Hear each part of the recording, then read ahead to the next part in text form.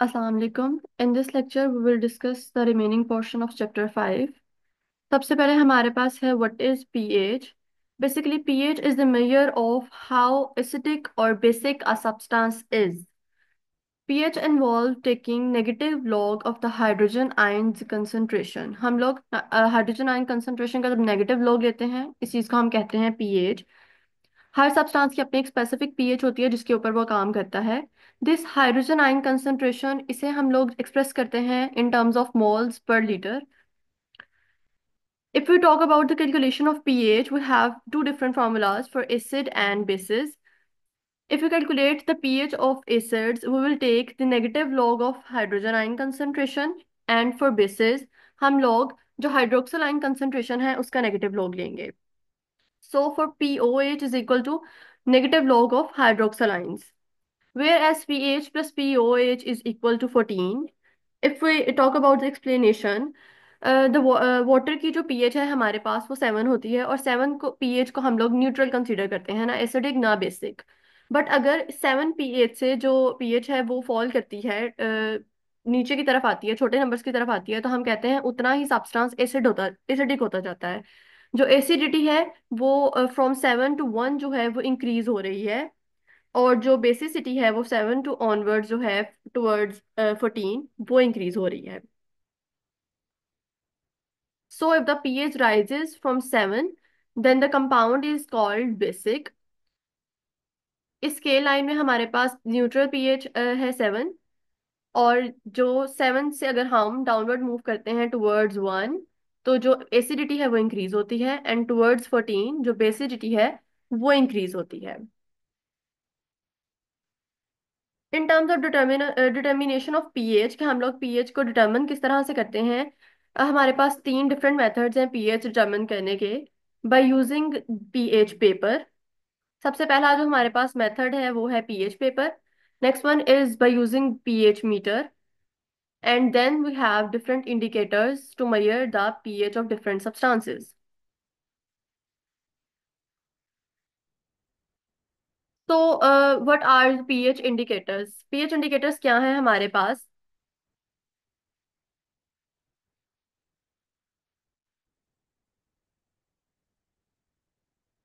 pH indicators are organic substances which have the tendency to change their color with change of pH of the solution in which they are present. जब एक solution जो है उसकी pH change होगी तो pH indicators जो हैं by changing their colour ये शो करेंगे कि इस सॉल्यूशन की पीएच चेंज हो रही है या इस सॉल्यूशन की पीएच किस चार्ट में लाई कर रही है. ठीक है. सो पीएच इंडिकेटर्स ऑर्गेनिक सब्सटेंसेस हैं जिसमें ये एबिलिटी होती है कि वो अपना कलर चेंज करके ये बता सकें कि किसी भी सॉल्यूशन जिसके अंदर वो प्रेजेंट है उसकी पीएच चेंज हो रही है. The aim to use pH indicators are, हम लोग ये पीएच इंडिकेटर्स क्यों यूज करते हैं? Firstly to determine the type of compound, कि हम जो कंपाउंड यूज कर रहे हैं वो किस काइंड का है, ठीक है, किस काइंड ऑफ सोल्यूशन के अंदर प्रेजेंट है. Next one is to determine the pH of different sample. ठीक है, डिफरेंट सैंपल की जो पीएच है उसे मेजर करने के लिए हम लोग पीएच इंडिकेटर्स यूज करते हैं. And the third one is to verify the presence of any chemical substance, कि हमने ये चेक करना है कि if any chemical substance is present in the solution और नॉट. और ये हम लोग पता कर रहे हैं with the help of pH indicators, जो अपना कलर चेंज करके हमें बताएंगे कि इस सॉल्यूशन की पीएच क्या है. There are three different type of pH indicators. Firstly, we have acid-base indicators, then redox, and then precipitation indicators. So what are the acid-base indicators? These are the indicators that change their color as we change the pH of the solution. जैसे ही जो solution की pH है towards acidic और towards basic change होगी, तो ये indicators अपना color change करते हैं. जिसमें हमारे पास एग्जांपल है मिथाइल ऑरेंज की. ठीक है, जो एसिड के अंदर जो है रेड कलर देता है और बेसिक एनवायरनमेंट के अंदर जो है वो येलो कलर देता है. नेक्स्ट वी हैव फिनोल्फ्थलीन, जो अपना कलर चेंज करता है इन एसिडिक एनवायरनमेंट के अंदर वो कलरलेस रहता है, लेकिन अगर हम बेसिक एनवायरनमेंट की बात करें तो it will give the pink colour. Methyl orange and phenolphthalein are the examples under acid base indicators. Then we have redox indicators. ठीक है, these are the compounds that change their color during oxidation and reduction reactions. Oxidation और reduction reactions के result में जो indicators अपना colour change करेंगे वो हैं रिडॉक्स इंडिकेटर्स, जिसमें हमारे पास एग्जाम्पल है KMnO4 की, पोटाशियम परमैंगनेट की, वो रिडॉक्स इंडिकेटर्स है which change their colour during oxidation and reduction reactions. Third one is precipitation indicators. These indicators that change their color during precipitation reactions, ऐसे reactions जिसके result में हमारे पास precipitates बनते हैं किसी भी सॉल्यूशन या सब्सटेंस के, उन्हें हम कह रहे हैं, और उस रिएक्शन के दरमियान जो अपना कलर चेंज करेंगे उससे हम कहते हैं precipitation indicators, which are K2C4O7 potassium chromium oxide, और ये अपना कलर चेंज करता है in the presence of certain metals.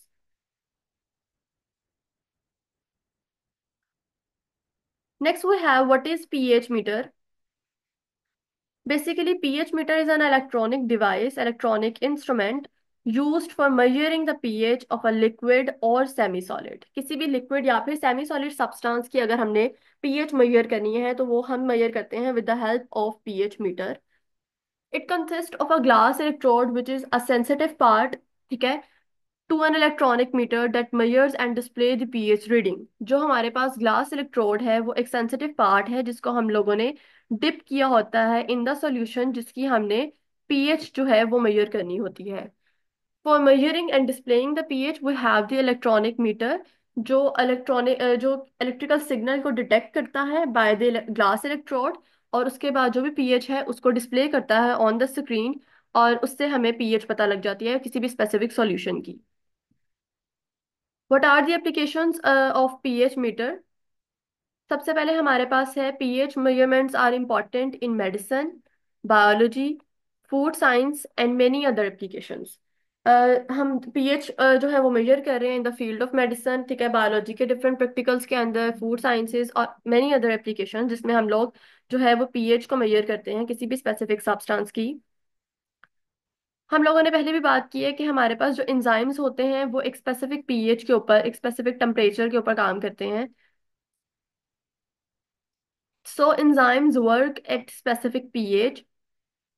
So the preparation must be maintained at that pH. किसी भी एंजाइम को अगर हम चाहते हैं कि वो बेहतर तरीके से काम करे, तो उसके जो भी एंजाइम जो है वो रिएक्शन परफॉर्म करता है हमारी बॉडी के अंदर, डिफरेंट रिएक्शंस को स्पीड अप करता है। तो अगर हम ये चाहते हैं कि वो फंक्शन करे प्रॉपरली, तो हमें उसकी जो भी पीएच है जिसके ऊपर वो स्पेसिफिक पीएच के ऊपर काम कर रहा है, हमें उस पीएच को मेंटेन करना है। Then blood has a specific pH from 7.3 to 7.4। अगर हम ये चाहते हैं कि ब्लड अपना ऑप्टिमल फंक्शन जो है वो परफॉर्म करे, तो हमें उसकी पीएच 7.3 से 7.4 के दरमियान में मेंटेन करनी है। Next we have pH indicators are used in titrations in analytical chemistry and biology to determine the pH of different substances. हमारे पास एसिडिटी और बेसिडिटी को मेजर करने के लिए डिफरेंट एनालिटिकल केमिस्ट्री के अंदर डिफरेंट प्रैक्टिकल्स हैं, डिफरेंट टाइट्रेशन एक्सपेरिमेंट्स हैं, ठीक है, उसके अंदर हम लोग डिफरेंट पीएच इंडिकेटर्स को यूज करते हैं जो हमें किसी भी डिफरेंट सब्सटेंस की पीएच जो है उसे डिटरमिन करके देता है। So, what is titration? Basically, titration is a technique in which the solution of known concentration is used to determine the concentration of unknown solutions. हम लोग ऐसे solutions यूज करते हैं जिनकी concentration हमें पता होती है, उन solutions की concentration को पता करने के लिए जिन unknown solutions की concentration हमें पता नहीं है। This experiment is known as titration. What are buffers? Buffer is a compound or mixture of compounds that resist to change the pH of any solution on the slight addition of acid or bases in a solution और a compound. Basically buffers क्या है हमारे पास? Buffers वो substances हैं जो किसी भी solution की जो पीएच है उसको चेंज करने में रेजिस्ट करते हैं, ठीक है, उसकी पीएच को मेंटेन करने की कोशिश करते हैं। अगर हम किसी भी सॉल्यूशन के अंदर कुछ अमाउंट में एसिड या फिर बेस ऐड कर रहे हैं, तो वो सब्सटेंस जो इस सॉल्यूशन की जो पीएच है उसे मेंटेन करेगा और उसकी पीएच को चेंज नहीं होने देगा, उन्हें हम कहते हैं दे आर बफर्स। हमारे पास डिफरेंट काइंड ऑफ बफर्स हैं, एसिडिक बफर्स भी होते हैं और बेसिक बफर्स भी होते हैं हमारे पास। So we have different useful buffers and their pH ranges mentioned as mixtures are firstly we have hydrochloric acid and sodium citrate with a pH range of 1 to 5. Next, sodium hydroxide and borax with a pH range of 9.2 to 11. Then citric acid and sodium citrate with a pH range of 2.5 to 5.6. Last we have C2CO3, which is the carbonic acid, and sodium bicarbonate, Na8CO3. हमारे पास theory of buffers में क्या explain हुआ है, अगर हम लोग addition करते हैं किसी भी एसिड का, like HCl is a strong acid, अगर हम ये ऐड करेंगे it will change the hydrogen concentration when added to a solution, but buffer system tends to maintain the pH of the solution. अगर हम स्ट्रॉन्ग एसिड ऐड करेंगे किसी भी solution के अंदर, तो वो ये कोशिश करेगा कि वो हाइड्रोजन आयन कंसंट्रेशन को चेंज करे, पीएच को चेंज करे। बट विद दिस रिस्पेक्ट हमारे पास जो है वो कार्बोनिक एसिड और sodium carbonate buffer system available है। जो बफर सिस्टम है obviously it will maintain the pH और पीएच चेंज को रेजिस्ट करेगा। We have the equation HCl plus Na8CO3, जिसके रिजल्ट में हमारे पास सोडियम क्लोराइड और कार्बोनिक एसिड बन रहा है। In the next equation we have sodium hydroxide and carbonic acid, जिसके रिजल्ट में हमारे पास सोडियम बायोकार्बोनेट एंड वाटर बन रहा है। So if we add hydrogen ions to the above reaction, तो जो हमारी इक्वेशन है, जो हमारी रिएक्शन है, it will shift towards the left, and if we add hydroxyl ions our equation will shift towards right side.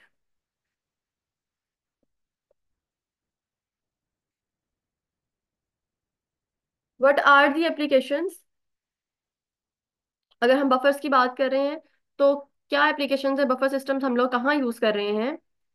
सबसे पहले हमारे पास है buffers are the most widely used in biological industry to preserve the pH of biological compounds and fluids. Biological industry के अंदर different compounds, different biological processes को effectively work करने के लिए, डिफरेंट फ्लूइड्स की पीएच को मेंटेन करने के लिए हम लोग बफर्स यूज करते हैं। Next we have in injection manufacturing buffers are used to maintain their pH. अगर हम चाहते हैं कि जो इंजेक्शन हैं वो सेफ रहें, इफेक्टिव रहें टुवर्ड्स द ट्रीटमेंट, तो उनकी जो पीएच है उसे मेंटेन करने के लिए हम लोग बफर्स यूज करेंगे। Buffers are used in fermentation process. Different fermentation processes हैं हमारे पास, ठीक है, in the manufacturing of alcohol, in processing the alcohol and different जो फर्मेंटेड प्रोडक्ट्स हैं हमारे पास, उस फील्ड के अंदर हम लोग बफर्स यूज कर रहे हैं पीएच को मेंटेन करने के लिए। Then buffers are use to preserve and stored the action of restored the action of enzymes. हमने पढ़ा था कि जो एंजाइम्स वो एक स्पेसिफिक पीएच के ऊपर काम करते हैं, तो उनके एक्शन को प्रिजर्व करने के लिए, ठीक है, स्टोर करने के लिए उस पीएच को मेंटेन करना बहुत इंपॉर्टेंट है, जिसके लिए हम बफर्स यूज कर रहे हैं। Buffers are used to maintain the pH of different drugs so that they will work effectively, ठीक है, स्टेबल रहे, इफेक्टिवनेस जो है वो मेंटेन रहे हमारे पास। What are isotonic solutions? If a solution is placed behind a membrane that is permeable only to solvent molecules and not to solute molecules, अगर हमारे पास एक ऐसी मेम्ब्रेन है जो सिर्फ सॉल्वेंट मॉलिक्यूल्स को अपने से पास थ्रू होने दे रही है और सॉल्यूट मॉलिक्यूल्स को पास थ्रू नहीं होने दे रही, तो इसके नतीजे में क्या होगा? Osmosis, the movement of water molecules toward the concentrated solutions. हमारे पास है if a solution filled membrane is placed in a solution of a higher solute concentration. अगर हम एक मेम्ब्रेन को प्लेस कर रहे हैं एक ऐसे सॉल्यूशन के अंदर जिसमें सोल्यूट कंसंट्रेशन हायर है देन इट्स ओन, तो जो सॉल्वेंट मॉलिक्यूल्स हैं वो पास करेंगे ऐसी डायरेक्शन में, वो उस सॉल्यूशन के डायरेक्शन में जो ज्यादा कंसंट्रेटेड है। अगर हमने मेम्ब्रेन को एक ऐसे सॉल्यूशन में प्लेस किया है जहां पे सॉल्यूट कंसंट्रेशन ज्यादा है, तो जो सॉल्वेंट मॉलिक्यूल्स हैं उस डायरेक्शन में मूव करेंगे जो मोर कंसंट्रेटेड सॉल्यूशन है। तब तक मूव करेंगे जब तक हमारे पास एक बैलेंस क्रिएट नहीं हो जाता, एक इक्विलिब्रियम स्टैब्लिश नहीं हो जाता दोनों तरफ। The membrane responsible to prevent the osmosis is termed as osmotic pressure. ये जो प्रेशर है हमारे पास इन केस ऑफ ऑस्मोसिस, उसे हम कहते हैं osmotic pressure. Different body fluids हैं हमारे बॉडी में, ब्लड हो गया, टीयर्स हो गए, they have an osmotic pressure which is equal to 0.9% sodium chloride, ठीक है। जो पॉइंट्स, इसीलिए हम कहते हैं कि 0.9% सोडियम क्लोराइड जो है वो आइसोटोनिक है towards our body fluids, like उसका जो ऑस्मोटिक प्रेशर है वो हमारे बॉडी फ्लूइड्स के साथ मैच करता है। So what is isotonic solutions?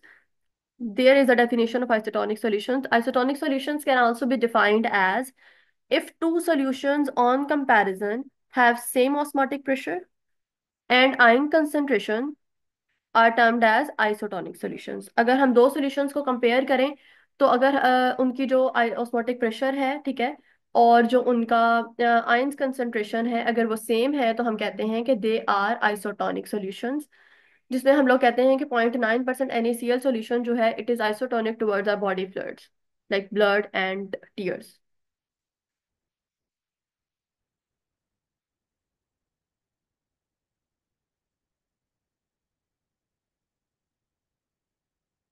In this respect, we have the solutions which have less ions and it has less osmotic pressure, then it's the comparative solution. अगर एक ऐसा solution है जिसको हम किसी और solution से compare कर रहे हैं और उस solution की ion concentration और osmotic pressure with respect to the comparative one कम है, तो हम उन्हें कहते हैं they are hypertonic solutions. ठीक है? एंड द सॉल्यूशंस अगर जिनको हम कंपेयर करते हैं उनकी आयन कंसंट्रेशन और उनका osmotic pressure as as respect to the comparative solution greater है, तो उन्हें हम कहते हैं they are hypotonic solutions.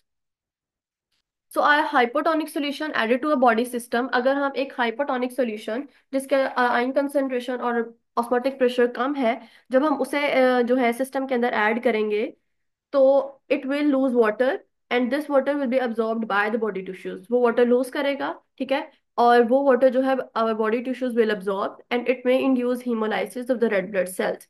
Haemolysis is cell swell up and burst. जो सेल्स हैं वो बस्ट हो जाएंगे या फिर वाटर को अब्सॉर्ब करके जो है वो स्वेल हो जाएंगे. Then we have the hypotonic solutions.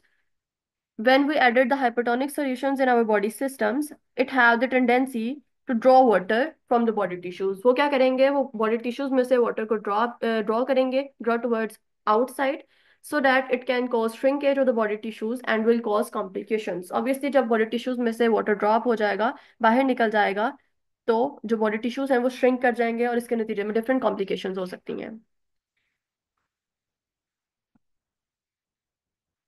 What are the solutions for injections? Solution for injections में हमारे पास सबसे पहले है they are applicable to mucous membranes and solutions for ophthalmic uses. जहां पे भी ऑप्थेल्मिक का वर्ड आता है, लाइक हम लोग किसी भी एसिड प्रिपरेशन की बात कर रहे हैं जिसको हमने आई में इंट्रोड्यूस करवाना है, तो हम लोग कोशिश करेंगे कि ये सारे जो इंजेक्शंस हैं वो आइसोटोनिक हो towards our body fluid, towards our tissue fluids, ताकि जो पेन है उसे अवॉइड किया जा सके, इरिटेशन को अवॉइड किया जा सके, कम से कम इरिटेशन हो. The most widely use isotonicity modifiers are dextrose and sodium chloride. जो आइसोटोनिसिटी है उसे मॉडिफाई करने के लिए, उसे इंक्रीज करने के लिए जो हम लोग मेजरली मॉडिफायर्स यूज करते हैं वो हैं dextrose and sodium chloride.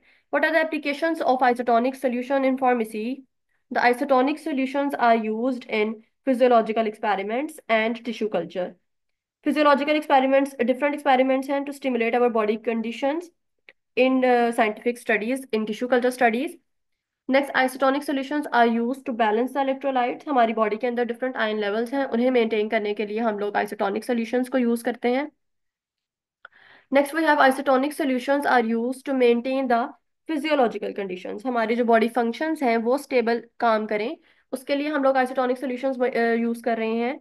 Next we have for medical purposes isotonic solutions like normal saline is used to flush the wounds. Wounds को क्लीन करने के लिए हम लोग जो है नॉर्मल सलाइन 0.9% NaCl यूज करते हैं, which is isotonic to our body fluids.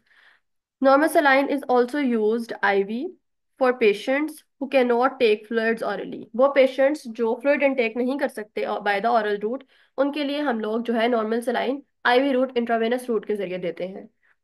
Saline is also used for nasal washes to relieve some of the symptoms of the common cold. ठीक है, हमारे पास cold के different symptoms हैं जिसके लिए हम लोग nasal sprays use करते हैं which are saline and they are isotonic to our body fluids. This is everything relating to your chapter 5. Next we have chapter 6 जो हम लोग अगले लेक्चर में डिस्कस करेंगे.